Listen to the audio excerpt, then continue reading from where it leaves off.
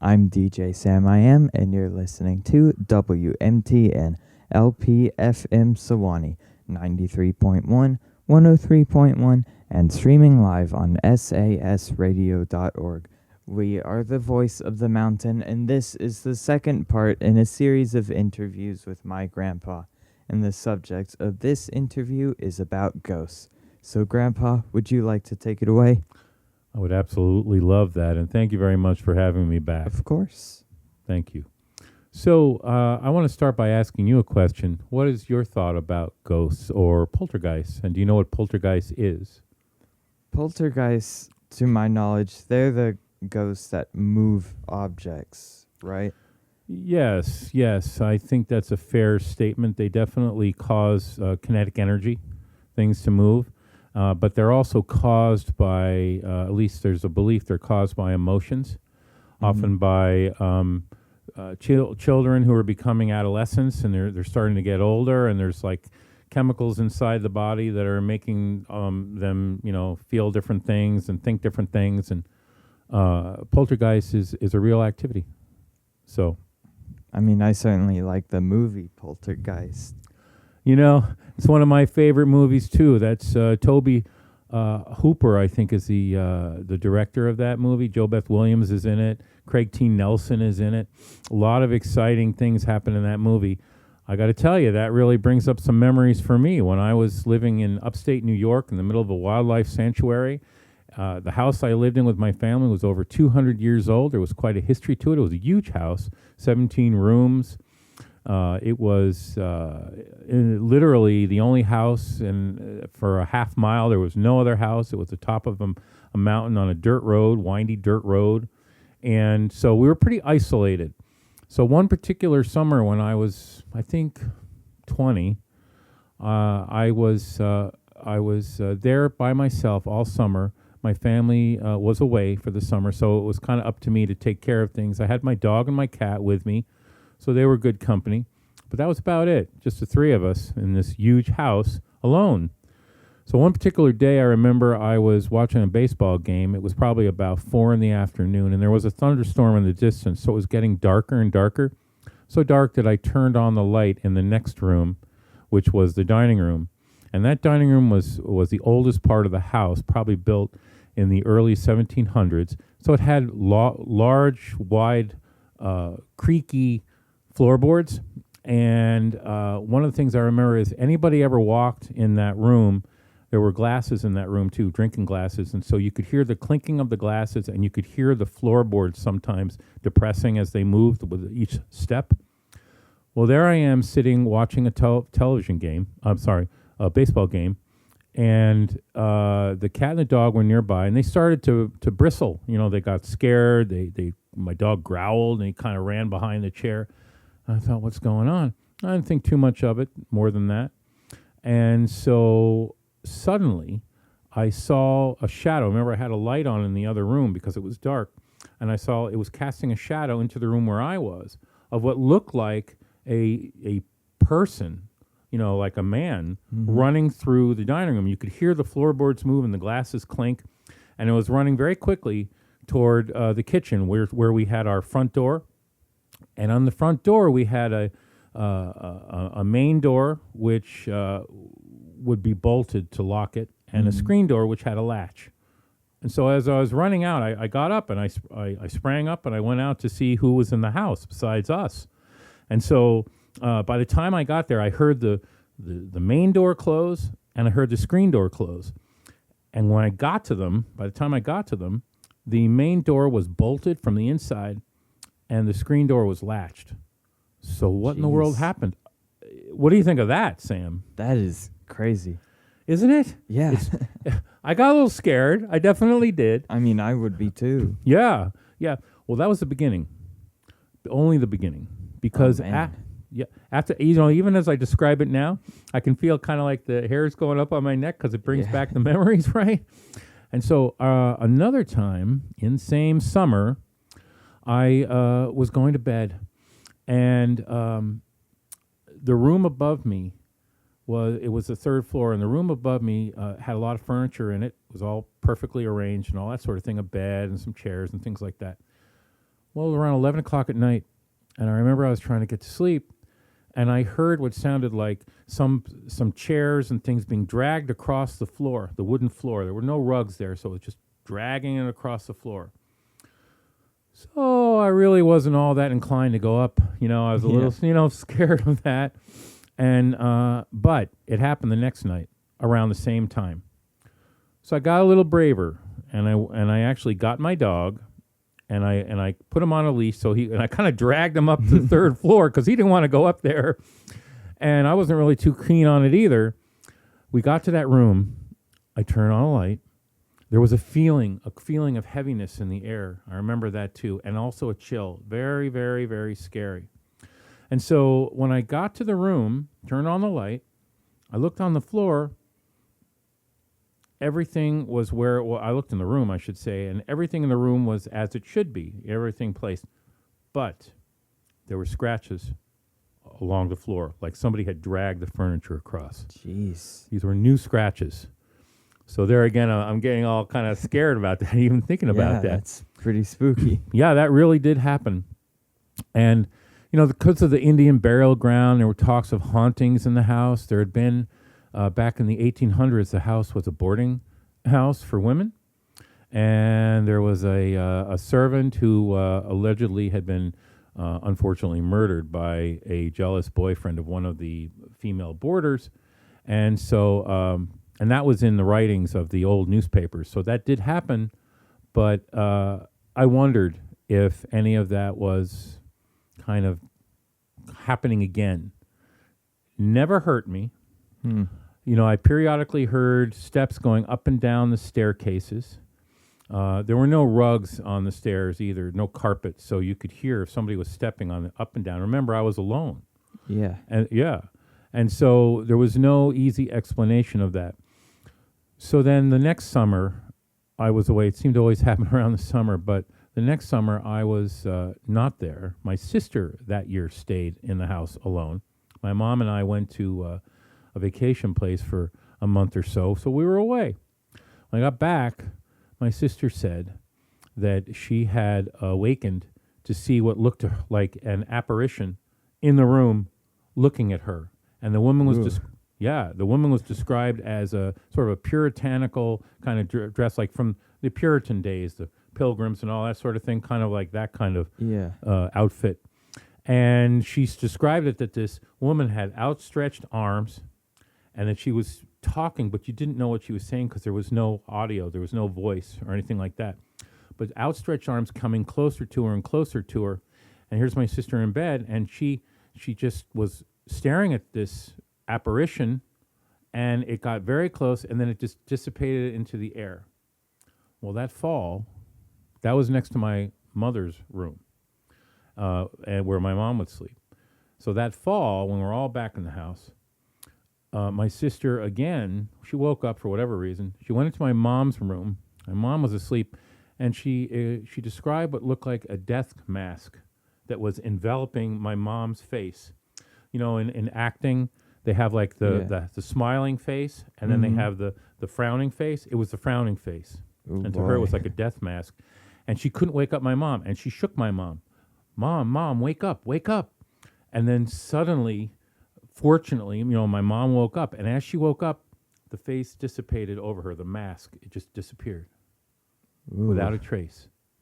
Now, let's fast forward to just a few weeks ago. In our house, and this is not where I was living when I was a kid. This is in New York, but it's closer to New York City. My wife had a couple of pendants. One went missing, so she had it replaced. It had a long chain on it, and it had a cat kind of like pendant, look like a black cat. Yeah, it was really sweet, and we loved it. We just loved it. And it had gone missing. So last week, actually, we couldn't find it. We got a replacement. Well, suddenly, I should tell you too, that the first pendant had the pendant itself had the face straight on. The second pendant, which was the same pendant, was a little ajar. It was like it wasn't quite straight up and down. So the face was a little askew, a little off center. Okay. So last week, got up, went downstairs, made coffee. You know, in this case, it was Grandma. So we're talking about, this is Grandma. Mm-hmm. I called her into the living room because on the floor, upside down, I saw what looked like upside down a pendant with a long chain. Turned it over. It was the missing cat pendant. Jeez. But here's what's really weird. This was the one that was the replacement one. There was no reason in the world hadn't been in that living room for a while. There was no reason why I would be sitting just laying on the floor that way, upside down. Here's the weirdest part. So Grandma actually had put that pendant, the first pendant originally, in the bathroom, in our bathroom, and that's where it had originally gone missing. Well, we went upstairs, and not only was the original one back in that place, it was wrapped up in a plastic bag, see-through Jeez. plastic bag. Wow. So I think there's a lot to be said for poltergeists, Mm-hmm. for the potential for ghosts. And do I want there to be ghosts? I'd like to think that my family, my parents who have passed, and other people, my grandparents who have passed, that I could see them again. And if they could visit me, that would be great. I don't know. I just don't know. I don't think there's any way to know unless you become one. But what are your thoughts about that? Well, there was one time when my mom, my sister, and I were going on this ghost tour of the St. Augustine Lighthouse. Have you ever been there? No, I haven't. That's in Florida? Yes. No, I haven't been there. It's so beautiful, but there's there's the lighthouse, and then there's like the main house, and then there's like the basement of it, and they give you like those EMF meters, which, if you don't know, it's the ones that like they sort of light up when they're detecting like the electromagnetic fields and Yes, stuff, I've which heard of them. supposedly are what ghosts give off. Like an energy, right? Yeah. Yeah. Yep. And we had been like all over the lighthouse and all over the house, and we weren't getting anything, but there were like these sort of trails and stuff through like these, like the trees and stuff. Yeah. And there is this picnic table, and my mom, my sister, and I go over to this picnic table, and we just put the EMF meter on the table, and we started asking it questions, and we actually started getting answers. So Oh, you mean like it was lighting up. lighting yeah. up? Okay. So, Wow. So That's we were like, weird. were you a lighthouse keeper? And it lit up. Meaning yes, I guess. Yeah, we were like, touch the thing if yes, and don't touch it for no. And it was like lighting up, and Wow. we were like, what do you think? Like, it was a yes or no question. So how did we phrase it? We were like, do you like all of these people coming here and seeing the lighthouse? And it didn't light up. Interesting. So it And- didn't want people there, Yeah. right? And we were like, do you want us to leave? And it did light up. So did you leave Yes. at we that left. moment? Yeah. Yeah, I think I would have left too. Yes, Wow. indeed. Wow. But that was certainly exciting. Of course. Oh, that's a really interesting story. That's St. Augustine is a big pirate area, right? Pirates in the past. Yeah. Yeah. Yeah. From I guess what, the Caribbean or wherever they came from. We went to the Pirate Museum, Mm-hmm. but I don't remember too much about the pirates. Well, and you were stuff. trying to get over why that lighthouse was scared you a lot, right? I mean, that must have been scary. Yeah, that was pretty spooky. I can imagine that. I would imagine that a lot of people listening to this would have a story if they think back. I bet they would. It would be interesting to kind of broadcast this on a live show where you could have like a talk radio where you could have people call in and talk about their experiences, don't you think? Yeah. Well, since this is pre-recorded, I can put the audio of this on the YouTube. So Yeah. if you're listening and you have any stories, go ahead and put it in the comments of the YouTube video. Before we go, and that's a great idea. I'd like to just mention that so many things happened in that house when I was a teenager and in my early 20s growing up that I actually was compelled to call a psychic who worked at the New School of Research in New York City. Her name was Micheline Mayer, and she was a parapsychologist, studied this sort of thing. And she was also featured on a program that used to air for years called Unsolved Mysteries, and that's how I'd heard her name. So I reached her, and I spoke to her, and I said, and I told her what had happened and a few other things. And I said, would you like to come and walk around our house, see what you think? And she said yes. And unfortunately, it was just his mom, my mom and I were selling the house. Mm-hmm. So we couldn't make it happen. We missed it just by that, just a little bit. But it would have been very exciting to hear what you had to say. And I'll tell you one more thing that was scary about that house. When we bought that house, there were 200 bats, and we know there were 200 because they were counted by some research people. 200 bats that lived in the eaves of the attic, and every night they would fly, little brown bats. They would fly from the eaves to a lake nearby, and they would come back. And the person who did the research, who put these little phosphorescent pellets on the wings of the bats, he caught them. And we were there to hear that. And so his name was, I believe his name was Dr. Robert Griffiths, and he coined the phrase echolocation, which is when a sonar, if you know what echolocation is? Yeah. You want to say what it is? You want to tell? I mean, it seems like you would know more than I would. It's just I think whales use it. I think dolphins use it. Yeah. Bats certainly use it where they bounce a signal. They send a sonar signal kind of thing in the distance, and it bounces back, so they know where they're going. It helps track their movements for themselves. They know where to go. And so echolocation, he coined that phrase from the research he did at our house. And I remember at that time I was about 6 years old because we had lived there for a while. So that was before all the ghosts. But anyway, I had a little Geiger counter, kind of like the mic you're holding now. And as the bats would fly by, because they had the phosphorescent pellets, in order to track them, they were radioactive. So it would go click, click, click, click, click, click, click, click, click. So I was out there. It was kind of cool. It really was. But it was scary, too, if you think about it. This is an old haunted house. Mm-hmm. And it's in Dutchess County, New York, for anybody listening who knows where that is. I don't think I want to say the town. But anyway, you can figure it out. So that's just what I wanted to say. But this has been fun. What are we going to do? What's the next topic we're going to talk about? Maybe we should talk about Bigfoot, the Yeti.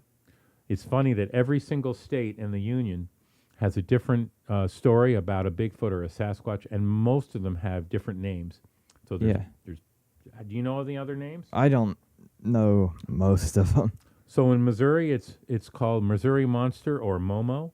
Mm-hmm. In Florida, it's called a swamp ape. In upstate, in Northeast, it's called Bigfoot. In the Pacific Northwest, it's called Sasquatch. Of course, the abominable snowman or the Yeti in Tibet and Nepal and India. And so it's very interesting that the Native American Indians have lore about all of, creatures like this. Mm-hmm. I think there's a lot. My point about all of this is there's a lot in the world and in the universe that we don't know. We haven't discovered. We just don't understand everything. We can't. So you could say there's a Loch Ness Monster. Maybe there is. There's a Bigfoot. Probably. There's some sort of a creature out there, right? Because too many people have talked about these things for it not to be real. Yeah. So, right? So that's what I had to say. But today's about ghosts. Yeah. I hope everybody had fun. I certainly did. Me too. Thank you so much, Sam. And I'm excited for the next episode. Yeah, me too. Got to do that soon. We'll do a broadcast maybe, from where I live and where you live. We can do it somehow, or, from your radio station. Something Yeah. like that. Sound good? Yeah, that sounds great. Thank you for today. Well, thanks for listening. And if you have any ghost stories, go ahead and check out the YouTube video if you're listening on the station. And if you're listening on YouTube, go ahead, put any of your stories in the comment section.